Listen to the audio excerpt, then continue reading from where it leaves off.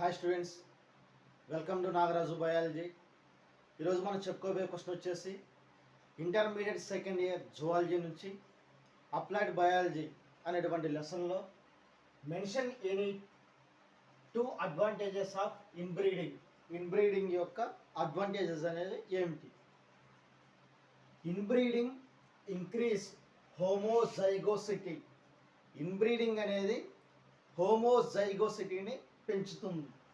ఇంకా hence it helps in production of pure lines Nicholls అయినటువంటి స్వచ్ఛమైన జాతి లక్షణాలు ఉన్నటువంటి యానిమల్స్ రావడం కోసం ఈ ఇన్బ్రీడింగ్ అనేది యూజ్ అవుతుంది. ప్యూర్ లైన్స్ రావడం కోసం ఇన్బ్రీడింగ్ అనేది యూజ్ అవుతుంది. Inbreeding helps in the accumulation of superior jeans. Inbreeding వల్ల సుపీరియర్ జీన్స్, మంచి లక్షణాలు, మేలు లక్షణాలు ఉన్నటువంటి జీన్స్ అనేవి ఫామ్ అవుతాయి.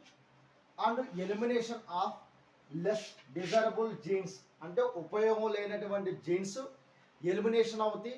మనకు కావలసిన లక్షణాలు ఉన్నటువంటి జీన్స్ అనేవి రావటం జరుగుతుంది. ఎగ్జాంపుల్కి ఒక బఫెలో ఉందనుకోండి, మంచి పాలిచ్చే లక్షణాలు ఉండి అలాగే మంచి హైట్ ఉంది. దానికి పుట్టేటువంటి దూడల మధ్య మేల్కి ఫీమేల్కి రెండింటికి మధ్య క్రాసింగ్ చేయటం వల్ల దాని నెక్స్ట్ జనరేషన్లో పుట్టేటువంటి పిల్లలు అనేవి దాని తల్లి లెక్కే ఎక్కువగా పాలిచ్చే లక్షణాలు అలాగే మంచి హైట్ ఉన్నటువంటి లక్షణాలతో రావటం జరుగుతుంది. దీనివల్ల ఏం జరుగుతుంది? ప్యూర్ లైన్స్ అనేవి ప్రొడక్షన్ జరుగుతుంది.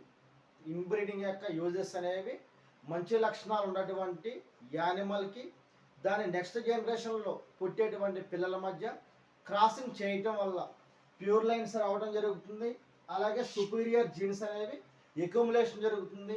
ఉపయోగం లేనటువంటి లేదంటే లెస్ డిజైరబుల్ జీన్స్ అనేవి ఎలిమినేషన్ చేయడం జరుగుతుంది. ఇది ఇన్బ్రీడింగ్ వల్ల అడ్వాంటేజెస్.